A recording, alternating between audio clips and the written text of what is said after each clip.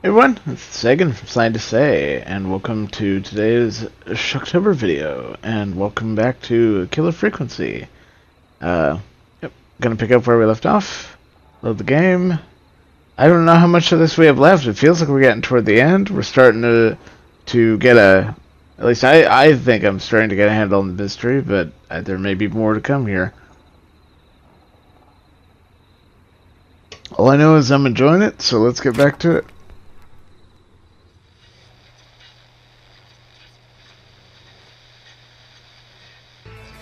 I never really spoke to him before. A war medic. Oh, great. Yeah, and according to Reggie's notes, John keeps all of his old equipment at his house. He's something of a hoarder. All right. What's his number? Five. Apparently I forgot to save the game, so I will fast forward us through this part.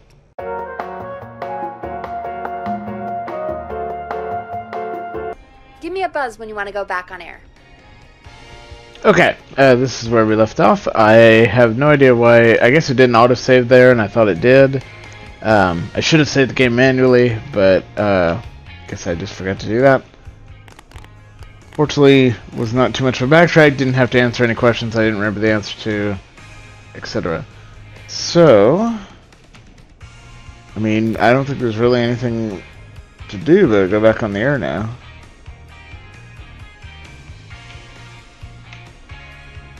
I want to throw it in. There we go. Guess I was in a weird spot where it wouldn't let me do that. Yeah. Okay. All right. Let's go back on there. Because if the in-game time, which it doesn't tell me, is like 3 a.m., it was only supposed to take the deputy like 4 hours, and we went on the air at midnight. So Let's roll. You got it. We've got another call coming through, too. sorry, I should have faded that out first. Welcome back to 189.16, The Scream. I believe we have another caller on the line. How are you tonight, caller? Forrest, it's me, Roller Ricky. Oh, and Maxie's here too.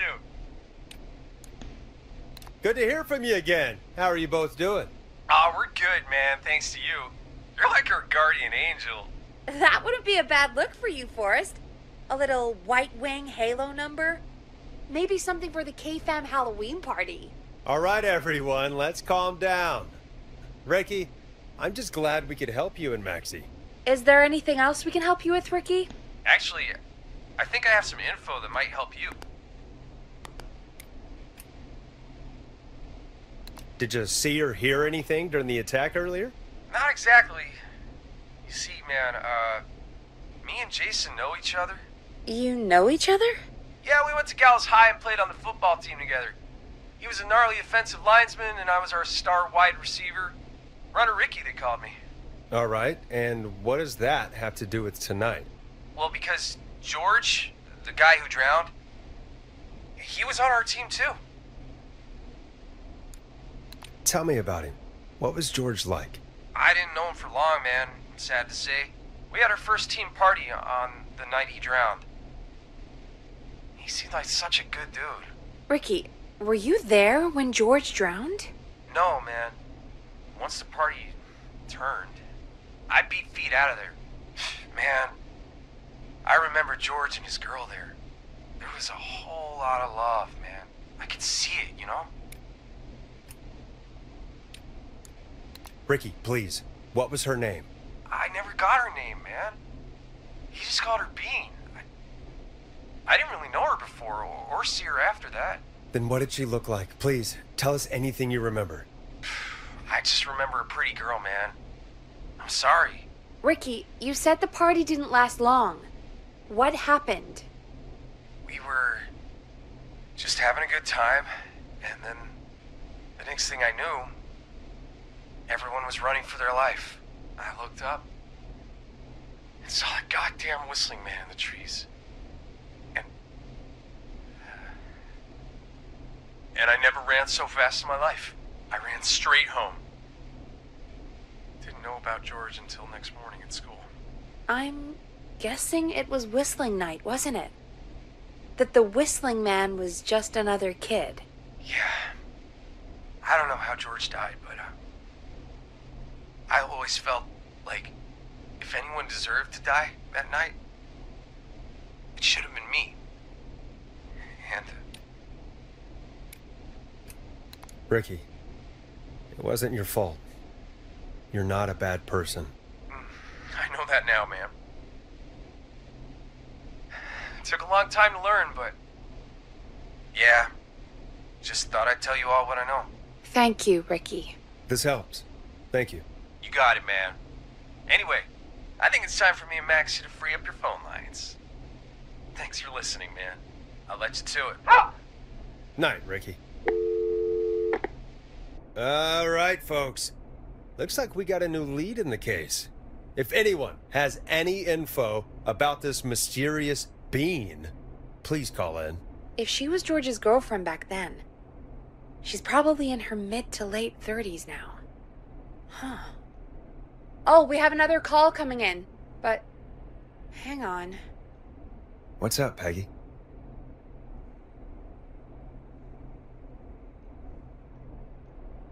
Peggy?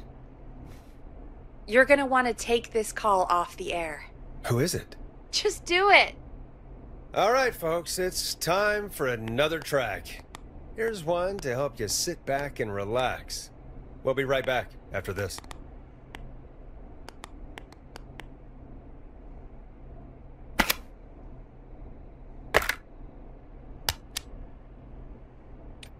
Listen in to this next track from Late Night Lurkers, if you dare.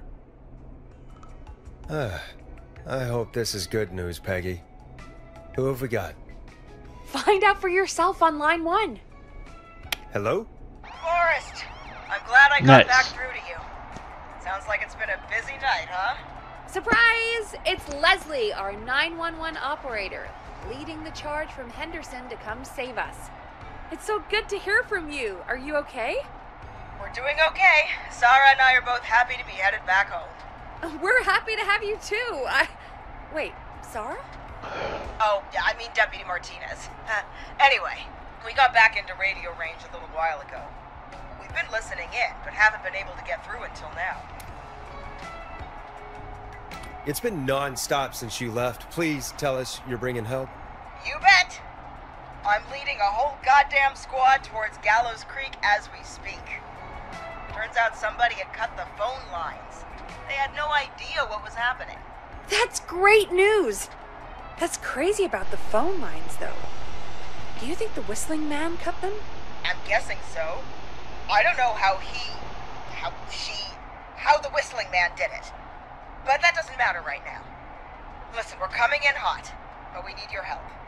I know Gallows Creek isn't a big town, but if we don't know where the whistling man is, we can't get him. Her. That's where you come in. You can count on us. What do you need? It might be a long shot, but here goes. The whistling man already called up a few times. I bet she calls again. We're still a little ways out of town, so if she calls, stall her. Buy as much time as you can for us to get in. And while you're talking to her, try to figure out where she is. We'll be listening in, so once her location is known, we'll head straight there and end this nightmare. Some tells me she's coming for the radio station next because we sabotaged her, but I'll do my best. I know you will. Heck, I can see the headlines now. Forrest Nash's interview of a lifetime. Anyway, I'll radio the other cars and tell them the plan is a go. Hopefully the next time I see you, it'll be with our killer behind bars. Take care now. We'll see you soon, Leslie. Oh, thank God. It sounds like this is almost over. We're nearly through this. I hope you're right. The sooner this is over, the better. I am right. Trust me. Anyway, we should get you back on air. Taking callers is the only way to see this through. When you're ready, shut the music off. Bringing you back live now. Welcome back to The Scream with me, Forrest Nash. The line is lit up, but before I get to our next caller, I just want to say, things are looking up. It's almost over. But for now, Let's bring in our next caller. Evening, caller. This is Forrest Nash. Hello, Forrest. This is John Hedges. I'm here with Casey. I wanted to give you an update on Jason. John! Is he gonna be okay? He's a fighter. He'll be fine. We've got him stabilized and resting in a bed. We're preparing to move him to the hospital. Thank you so much. If you hadn't been there, then... God, I don't even want to think about what would have happened. Of course, Casey. We're just happy he's okay. John, Casey, you two did all the work. Tell Jason to get well soon from us, whenever he's up for it. Well, why don't you tell him yourself? Is this Forrest? Nice, I got an achievement for him surviving. The one and only. I hope you're feeling better. It's good to hear you, Jason. How are you? Oh, well, you know. I've got a hole in my stomach, and there's a knife in my leg, but John gave me something to take the edge off. So he's feeling fine. I might feel even better than either of you. Oh. Take it easy until you get to St. Gabriel's. I will. But, before that, I needed to call you. I'm guessing the Whistling Man is still out there? Yes, the Whistling Man's still out there. Why do you ask? You know something about the Whistling Man, don't you? Yeah, I do. Can we talk about what happened earlier? Go for it. We spoke to Roller Ricky not long after you were attacked. You spoke to Ricky? Is he alright? He is now. I mean, he was attacked earlier, but this call came after. Hey, guys, I'm really sorry, but there's a call on the other line. I just need to make sure we don't have another situation brewing. You fill Jason in on what happened. I'll be right back. Sure, Peggy. Sorry, Jason, where was I? Yep. Ricky's fine. You don't need to worry about him. That's a relief. He told us about George. Sounds like everything's finally coming out now. It's been tough to hold it all in. Sounds like you've been holding back about something awful, Jason. I'm part of the reason my best friend is dead, Forrest. And the few who knew about it said if I ever said anything, I'd find myself in jail. For a long time. It was hell. And then the town just moved on. Like it never existed. What happened that night? I went along with the stupid prank, that's what. Whistling night. Some of the guys on the football team had an idea for a way we could haze the newcomers. We decided to plan a party in the woods and have the Whistling Man crash it. It was stupid. We each had a role. I was the stabbed friend. At the party that night, I left the group for a second. Met our Whistling Man. Pretended to get stabbed in front of everyone. Started an almighty panic. Those screams. That was the last time I saw or heard George alive. How did George die, Jason? I don't know. I was playing dead. But when I heard her scream... Ricky mentioned a girl named Bean. Is that who you mean? Bean? Oh yeah. I guess George did call her that. Yeah. He called her Bean. I heard her again tonight, Forrest. Her name was... What? Oh, shit. What happened? Are we still on air? No, we're not. Didn't see that coming. How do we get it back on? I don't, we can use the emergency generator. Oh, fuck that. Reggie picked it up a while ago in case we ever needed to do an emergency broadcast. An emergency broadcast? Emergency, nuclear war, alien attack, broadcasting a serial killer's location to end this nightmare. Fair point. It's in the storage area in the far back corner, up on the wall. You might have spotted it earlier when you were digging around for all those tapes. It'll have a big red button. Just press that. Oh, see you when you're back. Great. So, Dawn or the Whistling Man, whoever they are, is clearly coming here to the station to try to shut us up before we find out who they are. Cut the power, and now I've got to go down to the basement. I don't want to go down to the basement.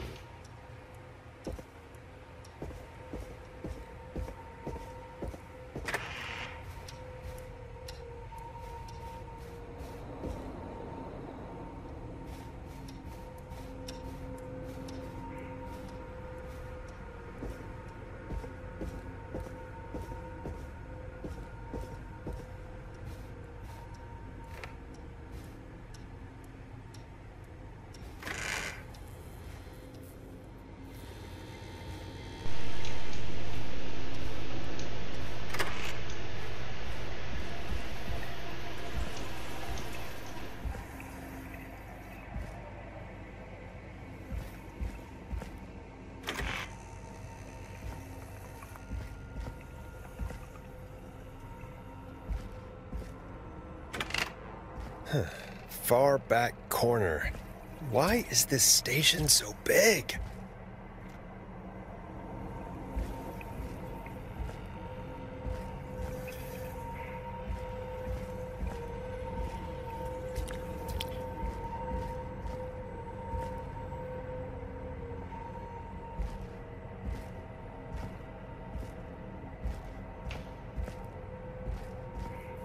Yeah, why is the station so big?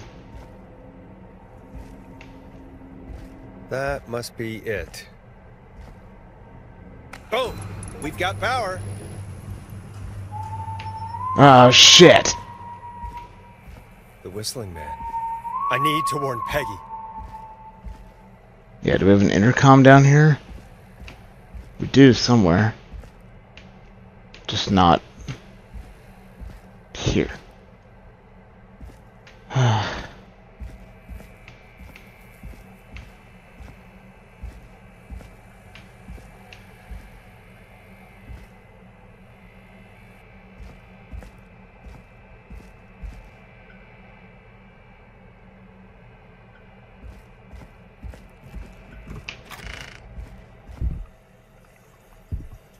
Peggy, are you there? Are you... Peggy! I need to get back upstairs. Starting to freak me out here, man.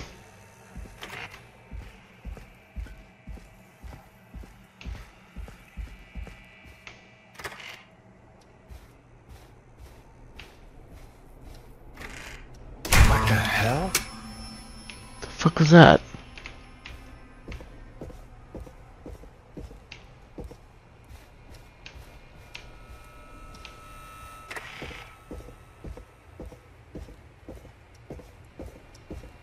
Oh shit. Oh no. Oh no. Peggy! Where'd you go? Oh shit! Oh no. No way. This can't be happening.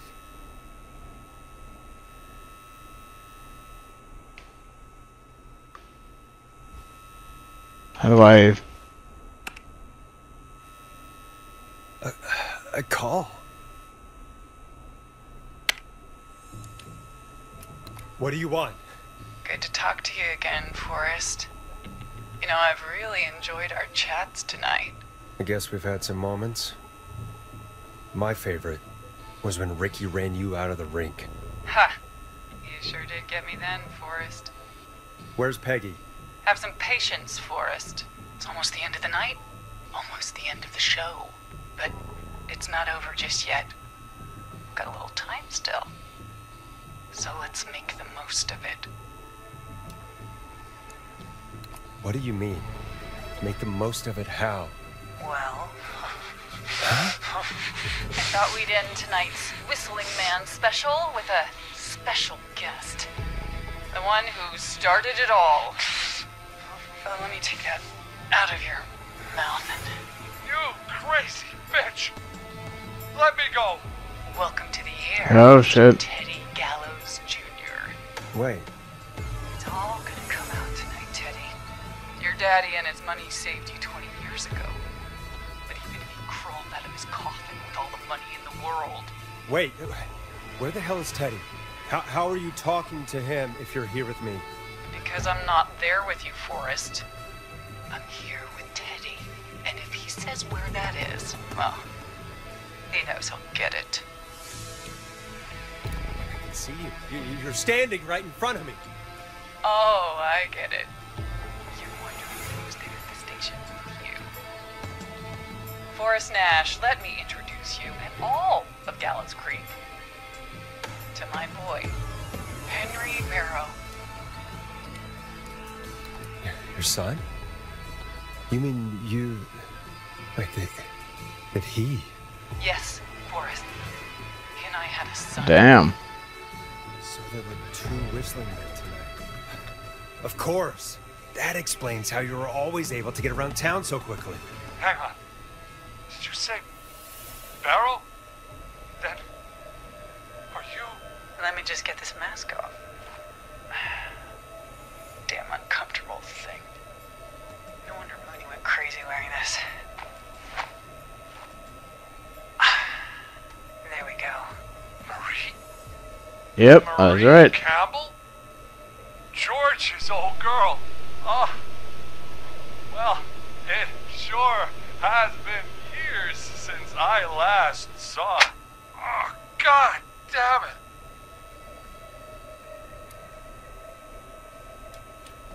Where are you going with all of this? Everyone's gonna know now what Teddy did. He killed George that night. This night. 20 years ago. Listen to me. You...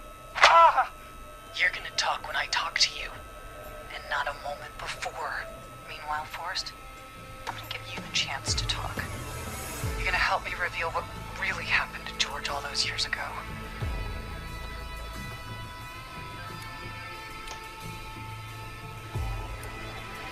Okay, Marie.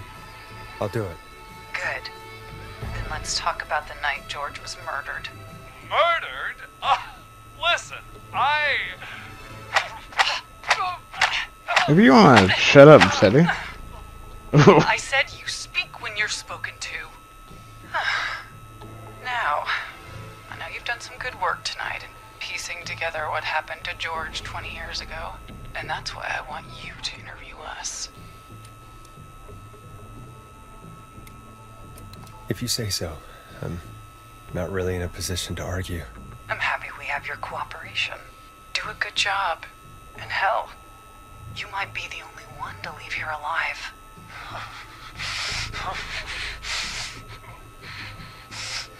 I need to drag this out.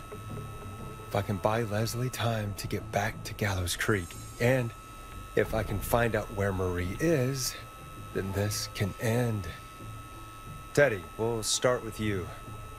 Just, talk me through what happened that night. How did it start? how would I know? It was 20 years ago. Teddy, be honest with me or we're both going to die. Honest? Forrest, I'm trapped here with a psycho. What the hell? God damn it. Okay. Our first team party was coming up. And when I saw the date it was scheduled for, I had an idea for a way we could prank the new guys. I understand that kids in Gallows Creek know tonight as Whistling Night. I'm guessing that's what you mean? Well, we didn't have a name for it then. It was just the night that Mooney went missing. But Whistling Night is what they'd call it later. Wait. You mean this was the first Whistling Night? Keep talking, Teddy. We went up near Whistling Point. God, who was there? Me, Jason, and George, of course. But George didn't come alone. He brought Marie. And Roller Ricky, he was there too, wasn't he? Yes, Ricky was there too. Runner Ricky, our wide receiver. I helped him off the bottle, you know? Because I'm a decent man. Is that so? Yes, it is. He came apart one day. Some people do. He had some issues. Wasn't stable. I didn't want him to hurt his chances in life. So, I helped him keep himself together. You were afraid he would talk about that night, weren't you? Keep talking. About midway through the night, we put the prank into action. We looked up at the trees and saw Jason there. Bloody, like he'd just been stabbed. And the whistling man. Screaming. George and I and Ricky, we got left behind. But Ricky was in on it too. I know he was. He and Teddy were as close as anybody. Teddy must have told him the plan. No, Marie, you're wrong. Ricky didn't know. What? Did you miss that part of the broadcast? I spoke to him earlier. He had no idea what was happening. He said he was as terrified as anybody. Isn't that right, Teddy? You didn't tell him, did you? Ricky never could keep his mouth shut.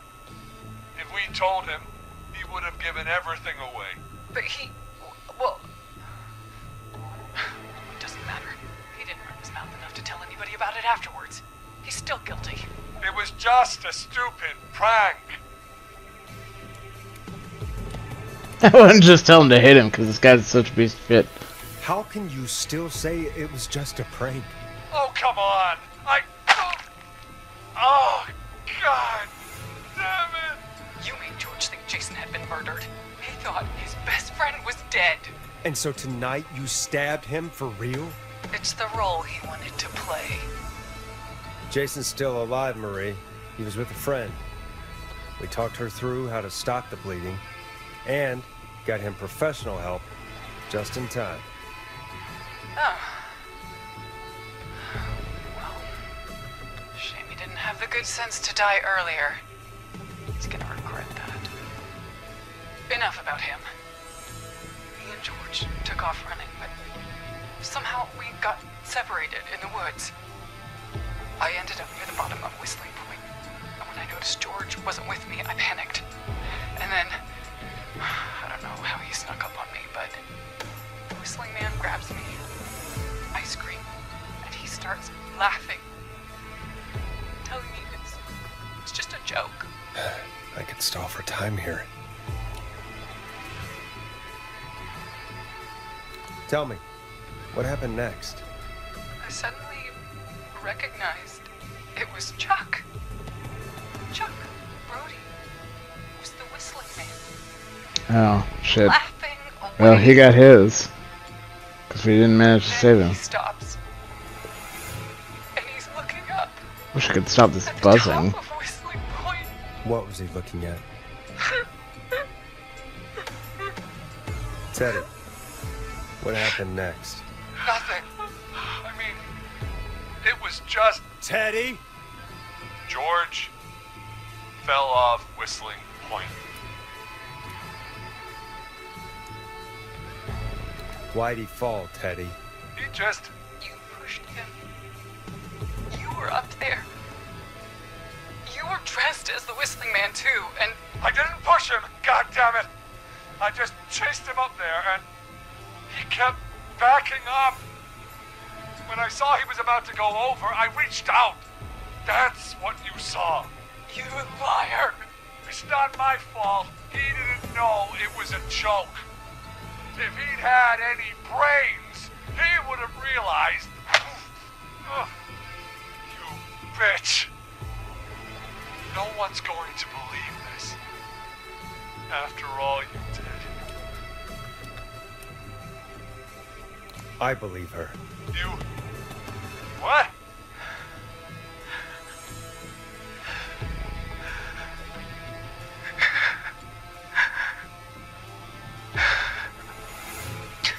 Why else cover it up? My future was at stake, Nash. You know what it's like. People like us are bred for bigger things.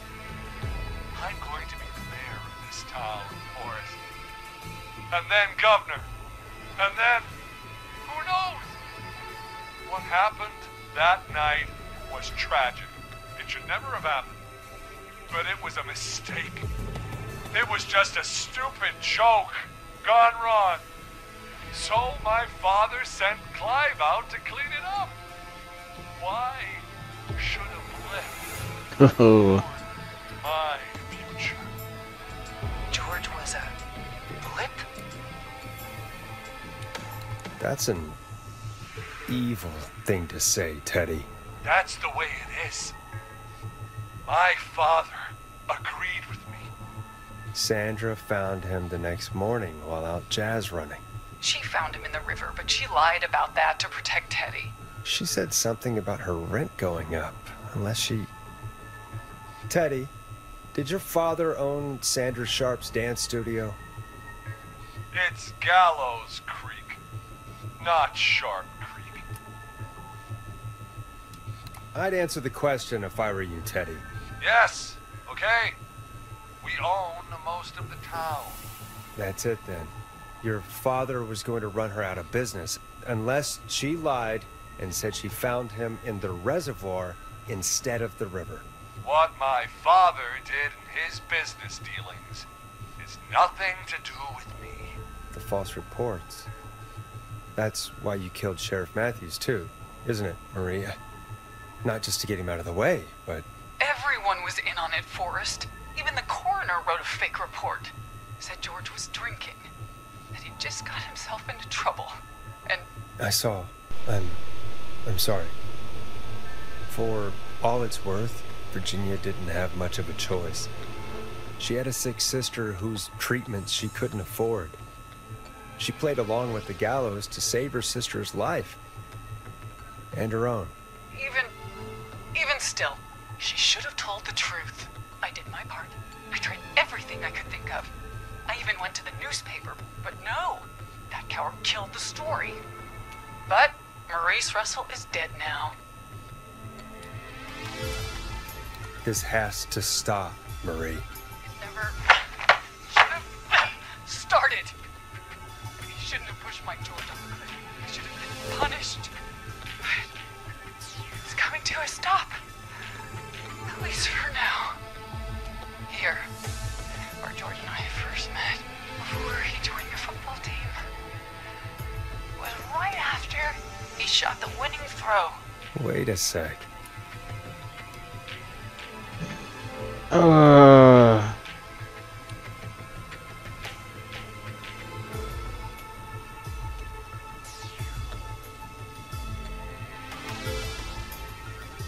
Gotta be the football field, right?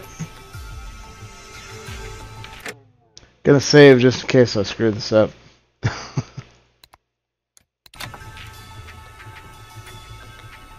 You're at the football field. Jesus Christ! Shit! Forrest, you idiot! We're in the gym at Gallows Creek High! I told you not to do that. Wait! He's dead too now, isn't he? He is. Anyway, I think that about wraps up the interview with Teddy. So... Marie? Where? Oh my god. Peggy! Teddy! Okay. I'm gonna stop this one here. I'm gonna reload, and we're gonna save Teddy because I was torn between the gym and the football field, but I was thinking since he's on the team that it has to be the football field. But I probably missed something showing that he was on the basketball team as well. So yeah, I'm gonna reload. We'll save Teddy, I hope. But it sounds like Peggy's still involved, and I want to see where this goes. But I feel like this is worthy of another episode here. So sorry to leave it on a cliffhanger, but we'll probably be wrapping this one up in the next one. And then I have another idea to go for an achievement that will probably fall under Aftershocks. So we'll see. Anyway, thank you all so much for watching. I hope you all enjoyed. Stay tuned for more Shocktober content. Until next time, you stay classy, Internet.